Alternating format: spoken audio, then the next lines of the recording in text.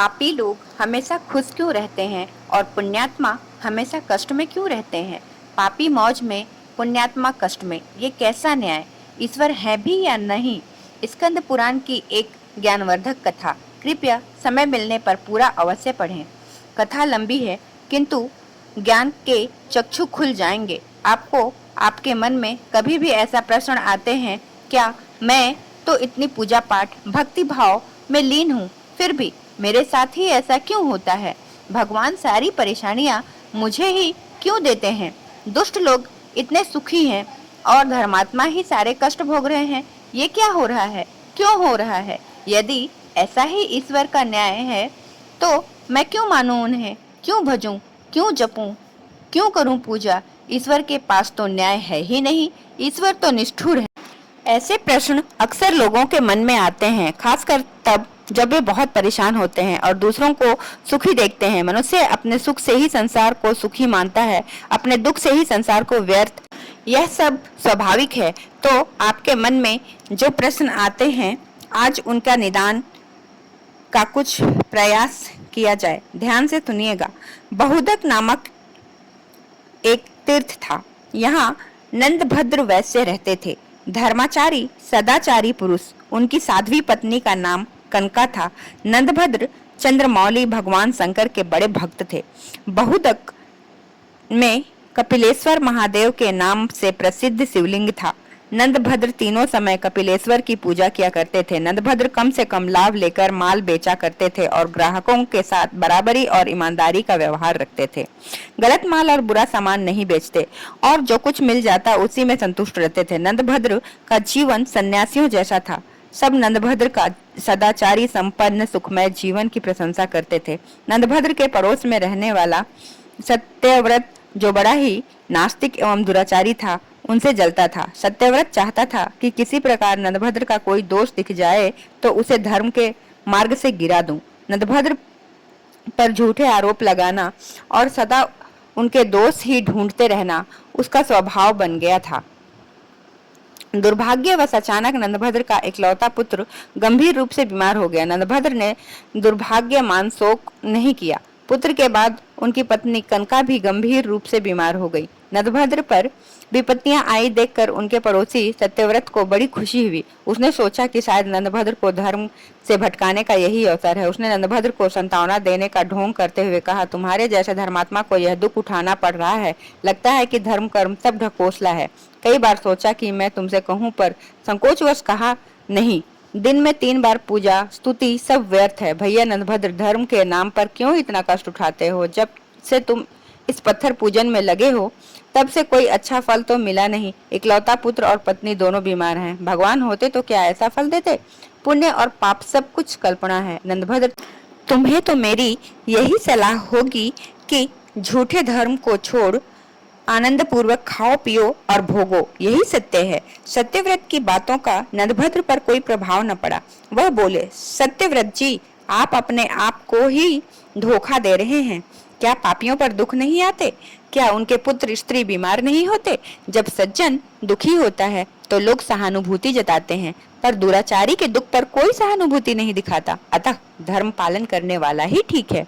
अंधा सूर्य को नहीं जानता, पर सूर्य तो है।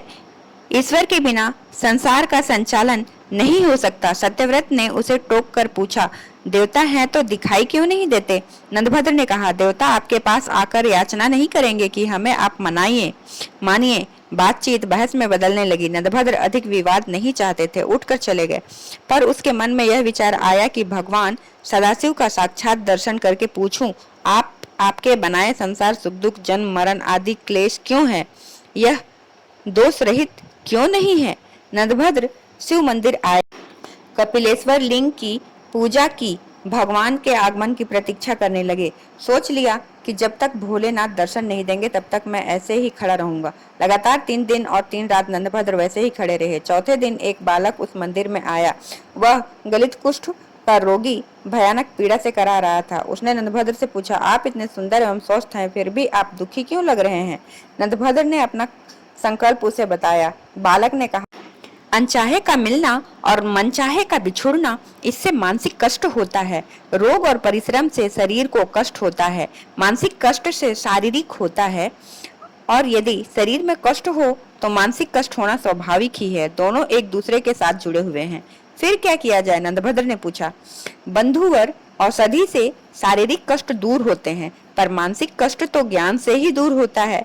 मानसिक कष्ट तो यदि ज्ञान की सही खुराक दी जाए तो वह कष्ट मुक्त हो जाता है।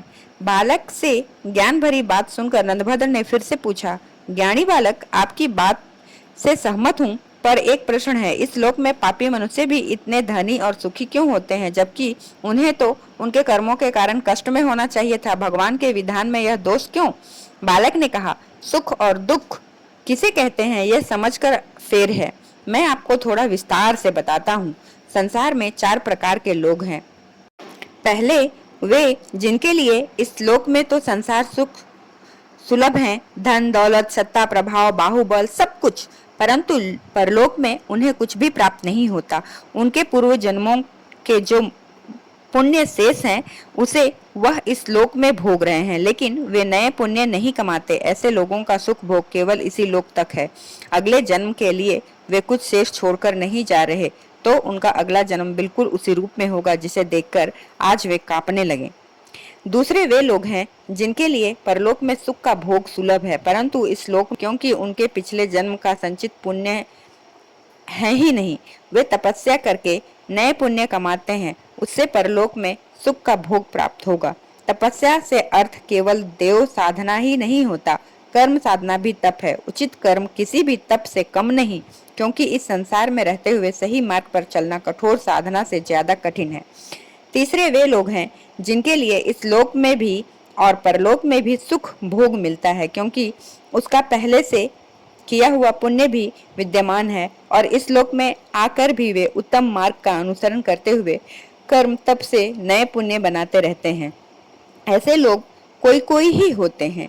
चौथे वे जिनके लिए ना तो इस लोक में सुख है और ना परलोक में ही, क्योंकि उनके पास पहले का कोई पुण्य संचित तो है ही नहीं और इस लोक में भी वे पुण्य कमा नहीं रहे। ऐसे नीच जनों को धिक्कार है। वे सर्वदा त्याग के योग्य हैं और इस लोक में अपमानित होते हुए ही जीवन बिताते हैं और ना जाने कितने जीवन ऐसे ही बीतेंगे तब तक जब तक कि मेरी तरह उन्हें किसी तपस्वी का मार्गदर्शन न प्राप्त हो जाए। इसलिए हे वैश्यवर, आप अपने पड़ोसियों मित्रों द्वारा कही बात को मन में रखो ही नहीं। उन्हें तो अपने काम से भी प्रवेश ना करने दो। आप इस जन्म में भगवान सदाशिव के भजन में लग जाएं, जिससे आप जन्म के बंधन से ही मुक्त हो सकते हैं। एक छोटे बालक के मुख से ऐसी ज्ञानमयी और रहस्यमयी बातें सुनकर नंदभद्र बड़े प्रसन्न हुए। उनका सारा भ्रम, सारी शंका का निवारण हो गया था। उन्होंने चकित होकर पूछा, आप कौन हैं? अपना परिचय दें। आप यहाँ कैसे पधारे हैं? आपने मेरे सब संदेहों को दूर कर दिया। इतनी कम आयु में इतना ज्ञान आपको कैसे सुलभ हुआ? बालक ने कहा, पूर्व जन्म में मैं अहंकारी पाखंडी व्यभिचारी था, जिसके चलते मैं वर्षों से नीच योनियों में भटका। भगवान व्यासदेव की ऐसी कृपा की कि वे हर योनि में मुझे मुक्ति मार्ग बता देते हैं। उन्होंने ही मुझे आपके पास भेजा है। अब मैं 7 दिन के बाद इसी तीर्थ में मरूंगा। आप मेरा अंतिम संस्कार कर। वैश्यवर, ज्ञान का आयु से कोई संबंध नहीं है। ईश्वर को जिसे ज्ञान प्रदान करना होता है, जिससे माध्यम बनाकर उसे अपने भक्तों को जागृत करना होता है, उसे चुन लेते हैं। वह कोई भी हो सकता है, मेरे जैसा कुष्ठ पीड़ित जीव भी। अतः सहज भाव से स्वीकार करना चाहिए और ज्ञान जिससे भी मिले उसके प्रति विनीत रहना चाहिए। ऐसा करने से ईश्वर सदा आपको ज्ञानवान बनाए रखते हैं, किसी न किसी को भेजते रहते हैं। इतना बताकर उस बालक ने सूर्य मंत्र का जप करना आरंभ किया। कुष्ठ के निवारण के लिए सूर्य मंत्र का जप ही किया जाता है। भगवान श्री कृष्ण के पुत्र साम ने भी सूर्य की उपासना से कोढ़ से मुक्ति पाई थी। 7वें दिन उस बालक ने अपने प्राण त्याग दिए। नंदभद्र ने विधि पूर्वक उसका अंतिम संस्कार किया। नंदभद्र को जीवन की सच्चाई और सार्थकता का बोध हो गया था। शेष जीवन उन्होंने भगवान शिव और सूर्य की उपासना में लगा दिया तथा अंत में जीवन मरण से मुक्ति पाकर भगवान शिव का साक्षात प्राप्त किया। स्कंद पुराण की इस कथा से आपके मन के बहुत से भ्रम दूर हुए होंगे। आपको जीवन में क्या मार्ग अपनाए रखना है, इसका भी संकेत मिला होगा। पुराणों की कथाओं में जीवन के अनमोल रहस्य सांकेतिक रूप से दिए गए हैं। भक्तों, अगर आप लोगों को मेरा यह वीडियो पसंद आया हो तो इसे लाइक और सब्सक्राइब करना बिल्कुल न भूलें। धन्यवाद।